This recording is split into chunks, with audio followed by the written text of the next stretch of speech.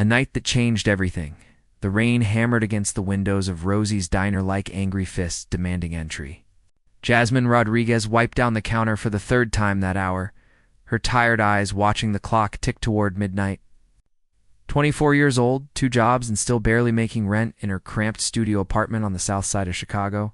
This was not the life she had imagined when she arrived in the city. 3 years ago, with dreams bigger than her beat-up suitcase, the bell above the door chimed, and a gust of cold October wind swept through the diner. Jasmine looked up to see a man enter, his dark coat soaked through, his hair plastered to his forehead. He took a booth in the corner without a word, away from the few remaining customers scattered throughout the restaurant. The quiet stranger there was something different about him. Jasmine had served thousands of customers in her time at Rosie's, and she had learned to read people quickly. This man carried himself with a quiet intensity, his shoulders tense as if the weight of the world rested there. His clothes, despite being drenched, looked expensive. The watch on his wrist probably cost more than she made in a year. She approached his table with her notepad ready. "Evening. What can I get you?" He did not look up from the rain-streaked window. "Coffee. Black."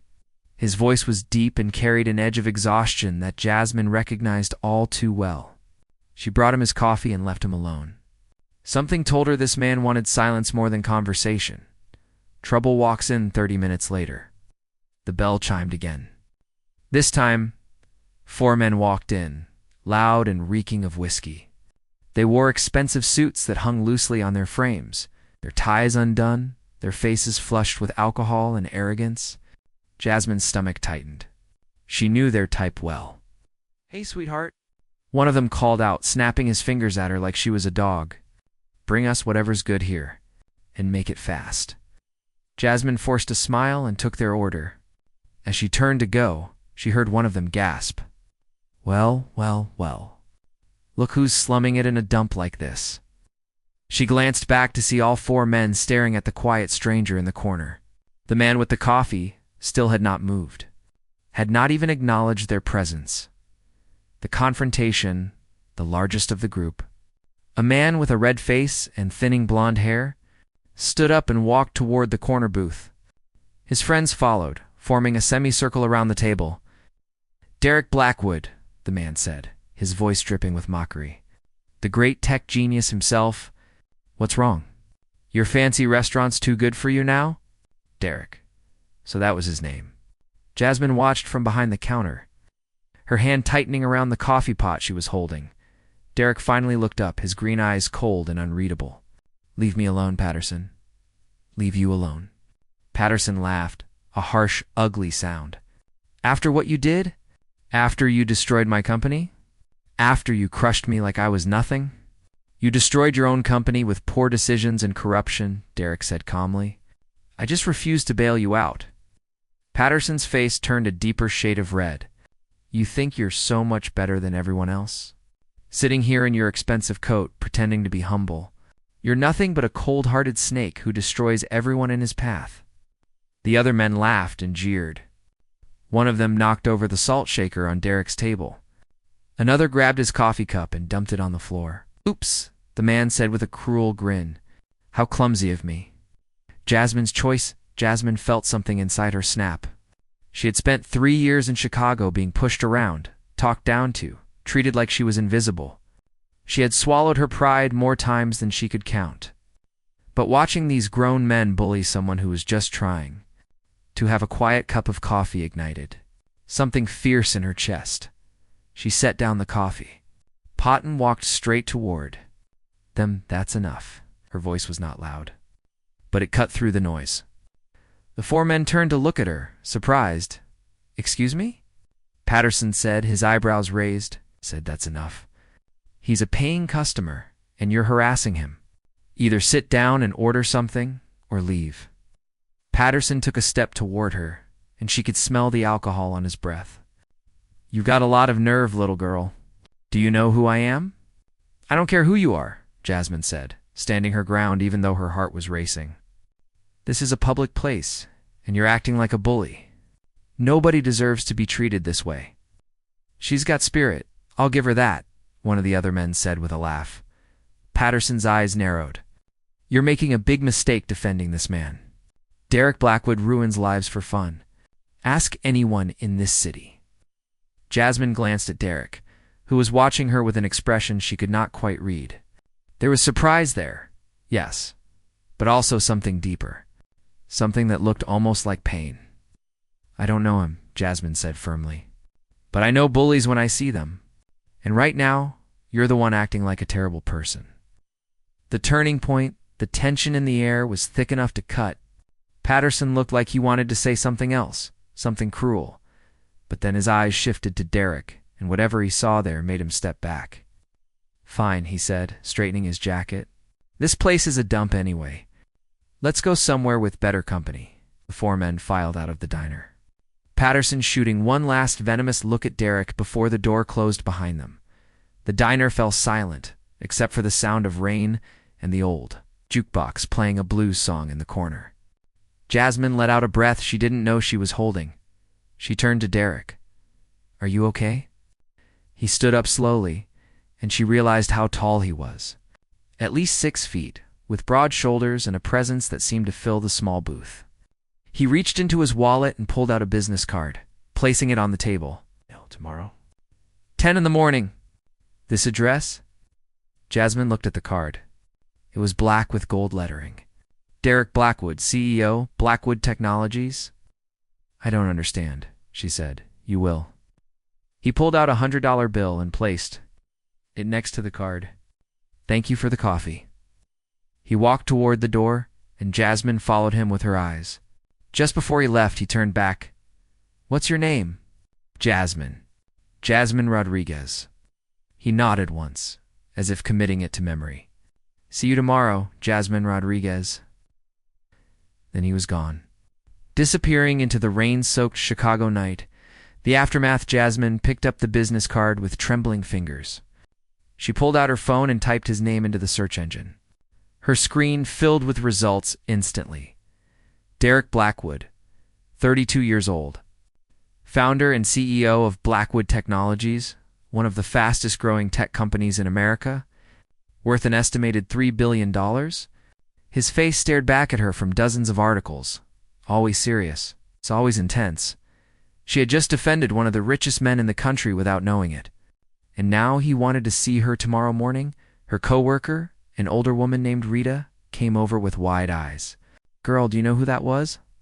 I just found out. Derek Blackwood is a legend. He started with nothing and built an empire. But people say he's ruthless. They call him the Ice King because he never shows emotion, never lets anyone close. Jasmine looked at the card again, at the address printed in gold. This was probably a once-in-a-lifetime opportunity. Or it could be a disaster. She thought about her tiny apartment, her mountain of bills, her dead-end jobs. She thought about her mother back in Texas, who needed medical treatment they could not afford. What would you do? She asked Rita. The older woman smiled. Honey, I'd go. When fate knocks on your door, you better answer. That night, Jasmine barely slept. She lay in her small bed, staring at the ceiling, wondering what tomorrow would bring. She had defended a stranger because it was the right thing to do. She never expected anything in return. But sometimes one small act of kindness can change everything. Entering a new world, the morning sun struggled to break through. Chicago's gray clouds as Jasmine stood before the gleaming tower of Blackwood Technologies. The building stretched 40 stories into the sky, all glass and steel, reflecting the city like a mirror. She felt small standing at its base, clutching her worn purse and wearing her only good dress, simple navy blue one she had bought at a thrift store 2 years ago. Inside, the lobby took her breath away. Marble floors, modern art on the walls, and a massive water feature that cascaded down one entire wall. Everyone here moved with purpose, dressed in designer suits and carrying leather briefcases. Jasmine felt like an imposter. Can I help you? The receptionist looked at her with barely concealed suspicion. I have an appointment with Derek Blackwood. The woman's perfectly shaped eyebrows rose. Your name? Jasmine Rodriguez. After a brief phone call, the receptionist's entire demeanor changed. Mr. Blackwood is expecting you. Take the private elevator to the 40th floor. The elevator ride felt like ascending to another planet. When the doors opened, Jasmine stepped into a reception area that looked more like a penthouse than an office. Floor-to-ceiling windows showcased the entire city sprawling below. A woman in her 40s, impeccably dressed with silver-streaked hair pulled into a tight bun, approached her. "Miss Rodriguez. I'm Helen Foster, Mr. Blackwood's executive assistant. Follow me, please." The offer Helen led her down a corridor lined with contemporary art and into an enormous office. Derek stood at the windows, his back to the door, hands in his pockets. He wore a charcoal suit that fit him perfectly, and even from behind, he radiated power and control. "Mr. Blackwood, Miss Rodriguez is here." "Thank you, Helen." He did not turn around. Closed the door. Helen left, and suddenly Jasmine was alone with him. The silence stretched for what felt like hours, but was probably only seconds. Finally, Derek turned to face her. In the daylight, she could see him clearly. Strong jawline, sharp cheekbones, dark hair styled perfectly. But it was his eyes that caught her attention. They were green like jade, but there was something cold in them, something that made her think of frozen lakes. "Sit," he said, gesturing to a chair facing his massive desk. She sat, her hands folded in her lap to keep them from shaking. Derek walked to his desk but did not sit. Instead, he leaned against it, studying her with an intensity that made her want to look away. "Do you know why you're here?" "No, sir. Last night, you defended me. You stood up to 4 men who could have hurt you. You didn't know who I was. You had nothing to gain. Why did you do it?" Jasmine thought about her answer carefully, because it was wrong. They were bullying you, and nobody deserves that. Most people would have looked away. I'm not most people. A ghost of a smile touched his lips, so brief she almost missed it. "No, you're not." He walked around his desk and pulled out a folder, setting it in front of her. "I did some research on you last night. Jasmine Maria Rodriguez, 24 years old. Moved to Chicago from Houston 3 years ago. Works 2 jobs. No criminal record. Dropped out of community college because you couldn't afford tuition. You'd send money to your mother in Texas every month for her diabetes medication." Jasmine's blood ran cold. "You investigated me?" "I investigate everyone who gets close to me. It's how I stay alive in this business. That's an invasion of privacy. That's survival." He sat down in his chair, leaning back. "I have a proposition for you. I need a personal assistant. Someone loyal. Someone who isn't afraid to stand up for what's right. Someone I can trust. You just met me, and you've already proven more trustworthy than people I've known for years." His voice was flat, matter-of-fact. "The salary is $15,000 a month. You'll work directly with me. Travel when I travel. Attend meetings, handle my schedule. Be available whenever I need you." Jasmine's mind reeled. $15,000 a month? That was more than she made in half a year? Why me? There must be hundreds of qualified people. Qualifications don't interest me. Loyalty does. Character does. He stood and walked to the window. "Most people want something from me. Money, connections, favors. But last night, you wanted nothing. You just did what was right. That's rare." The warning Jasmine stood up, her legs shaky. "This is crazy. I'm not qualified for this job. I don't have any experience in corporate work. You'll learn. Don't even own proper business clothes. I'll provide them, Mr. Blackwood." Derek. He turned to face her. "If you're going to work for me, call me Derek." She took a deep breath. "Derek. Then this feels like a fairy tale. Things like this don't happen to people like me." "People like you? Poor? Uneducated?" Nobody walked toward her, stopping just a few feet away. At! Close, she could see faint lines around his eyes, signs of stress and sleepless nights. "You're wrong about yourself, Jasmine. I've met plenty of educated, wealthy people who are cowards. You have something they lack, courage, integrity, that's worth more than any degree." She looked into those cold green eyes and saw something flicker there. Loneliness, maybe, or pain. "What happened to you?" she asked softly. "Why are you so guarded?" His expression hardened immediately. "That's not your concern. If I'm going to work for you, I should know what I'm getting into." He was quiet for a long moment. Then he spoke, his voice low. 5 years ago, I had a business partner. Her name was Amanda Pierce. We built this company together from nothing. I trusted her completely. I thought we were building something that would last forever." He paused. "She stole $50 million and disappeared with my best friend. They used my trust against me." Jasmine's heart clenched. "I'm sorry, don't be. It taught me a valuable lesson. Trust is a luxury I can't afford. Then why are you offering me this job?" He looked at her, really looked at her, and for the first time, she saw vulnerability in his eyes. "Because I'm tired of being surrounded by people who see me as a dollar sign. Because when you defended me, you saw a human being, not a billionaire, not a CEO, just a person being treated unfairly." The decision Jasmine's mind raced. This was insane. She was a waitress from the South Side. She had no business working for a billionaire. But she thought about her mother's medical bills, about her cramped apartment with a broken heater, about the constant struggle just to survive. "If I say yes," she said slowly, "I need to know something. You said trust is a luxury you can't afford. How do I know you won't turn on me the moment I make a mistake?" Oh, you don't? He said honestly. "But I give you my word. If you're loyal to me, I'll protect you. Always." She studied his face, looking for any sign of deception. All she saw was intensity and something that might have been hope. "Okay," she said. "I'll do it." Relief flickered across his features. "Start tomorrow, 7 in the morning. Helen will get you set up with everything you need." He extended his hand. She took it, and the moment their skin touched, she felt a jolt of electricity. His hand was warm and strong, and he held hers just a second longer than necessary. "Welcome to Blackwood Technologies, Jasmine Rodriguez." The first date the next morning. Jasmine arrived at 6:45, determined not to be late. Helen was already waiting with a smile that seemed slightly warmer than yesterday. "Good morning. Let's get you oriented." Helen showed her to a small office adjacent to Derek's. It was beautiful, with modern furniture and a view of the city. On the desk was a brand new laptop, a tablet, and a phone. "These are yours. Your email is already set up.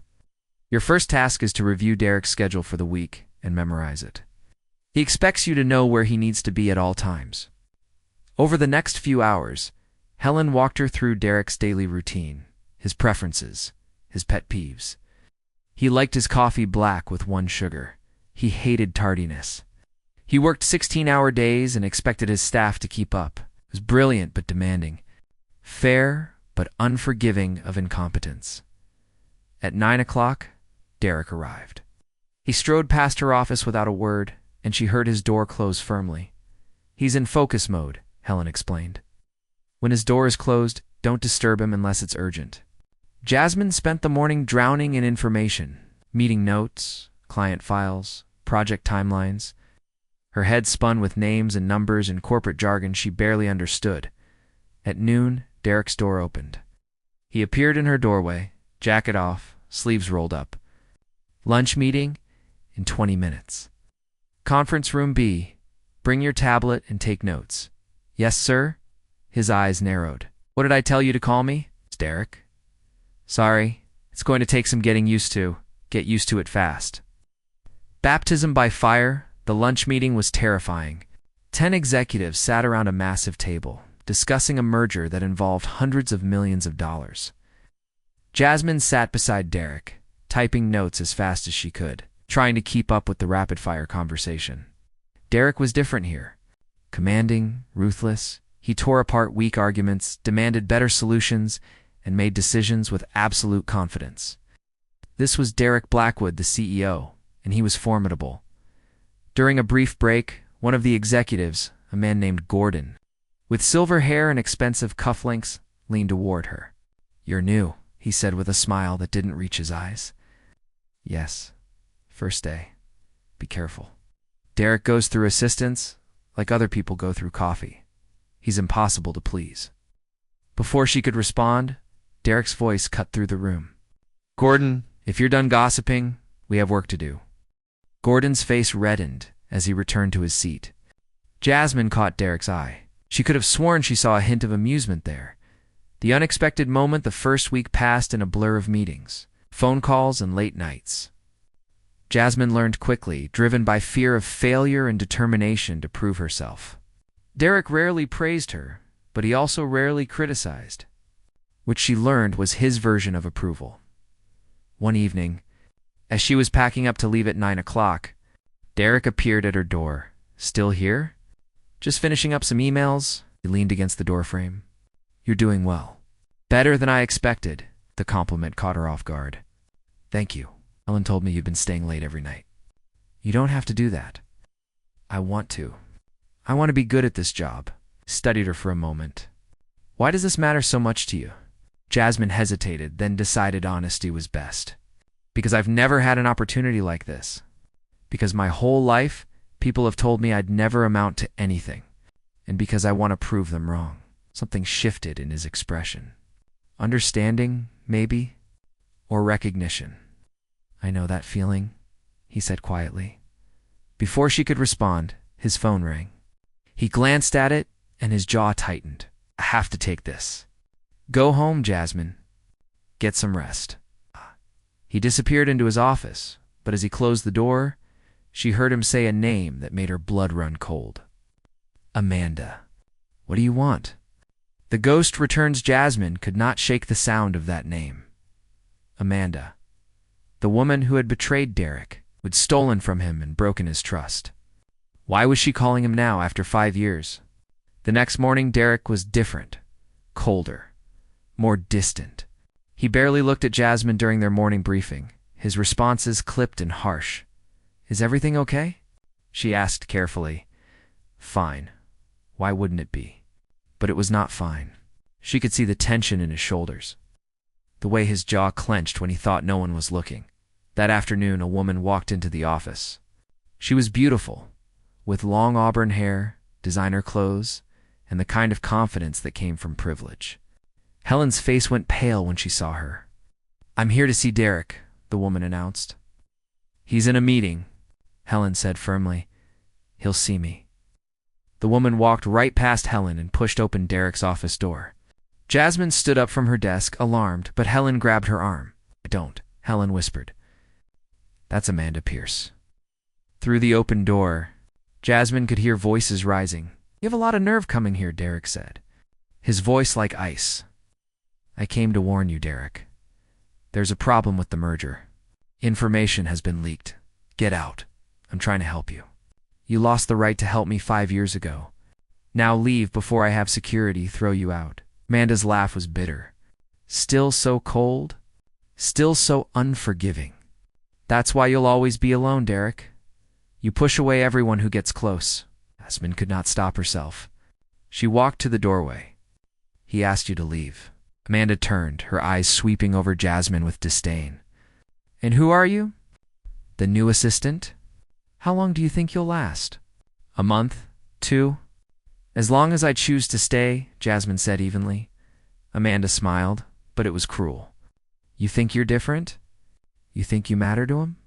You're just another employee. Disposable? That's enough.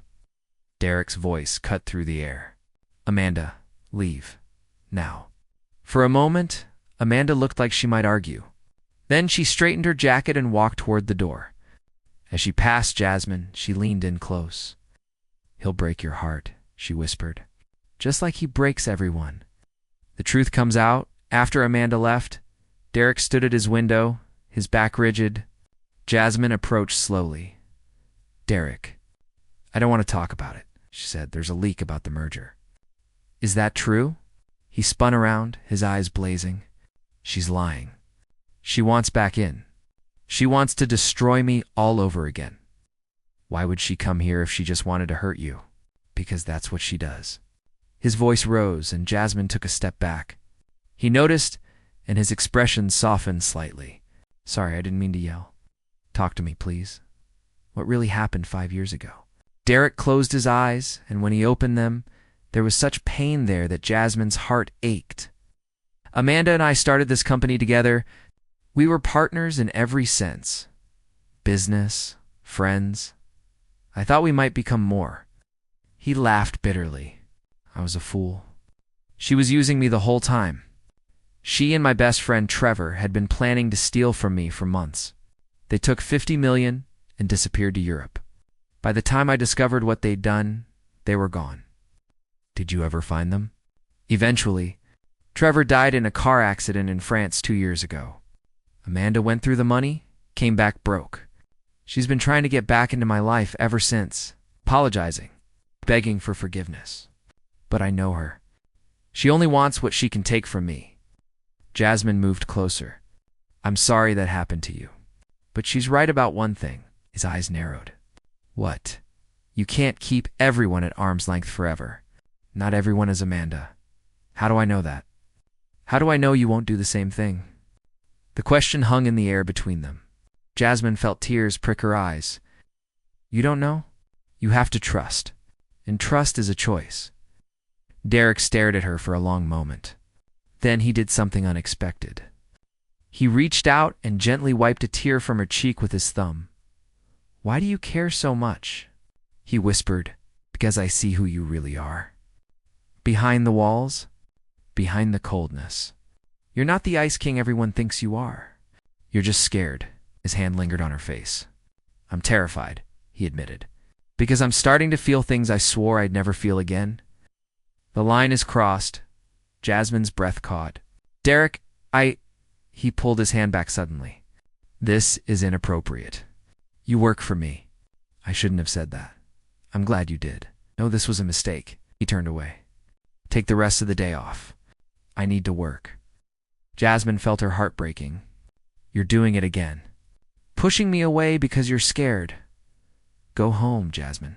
She wanted to argue, to fight, to make him see reason. But she recognized the wall that had slammed down between them. She gathered her things and left. That night, she could not sleep.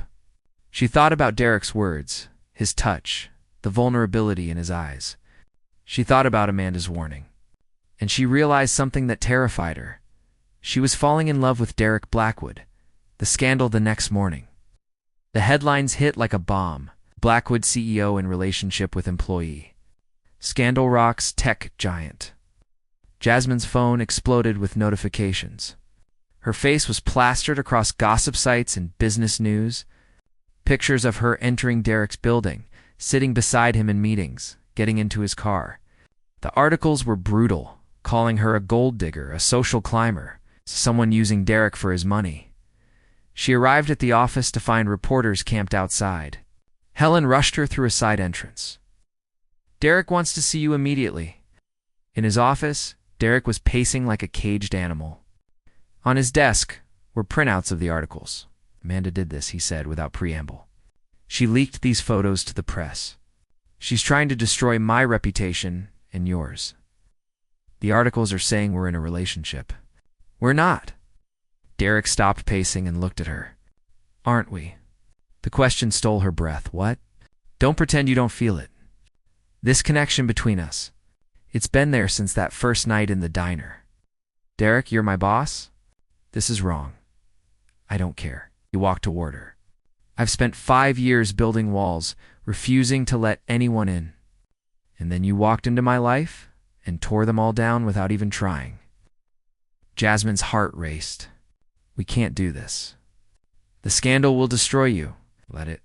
I'm tired of living in fear. I'm tired of being alone. He took her hands. I love you, Jasmine Rodriguez. I know it's fast. I know it's complicated. But I can't deny it anymore. Tears streamed down her face. I love you too.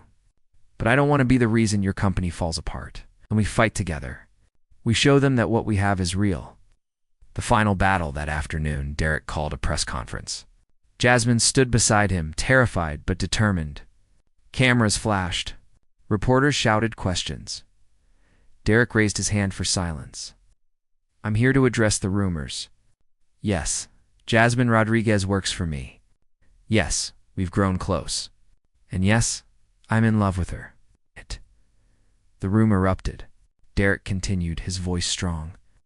5 years ago, I was betrayed by someone I trusted. It made me cold.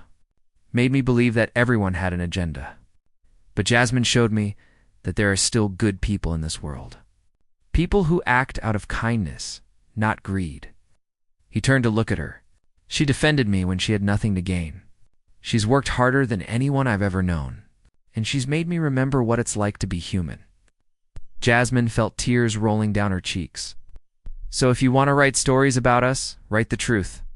Write about a woman who saw someone being treated unfairly and stood up for them. Write about courage and integrity, because that's who Jasmine is. After the press conference, they returned to his office. The media storm raged outside, but inside, it was quiet. That was brave, Jasmine said. I learned from the best. He pulled her close. Are you ready for this? It's going to be hard. People will judge us, try to tear us apart. She looked up at him, at this complicated, damaged, beautiful man who had let her see his heart. I've been poor my whole life. I've been looked down on, dismissed, told I didn't matter, but I survived. And I'll survive this too. As long as you're beside me,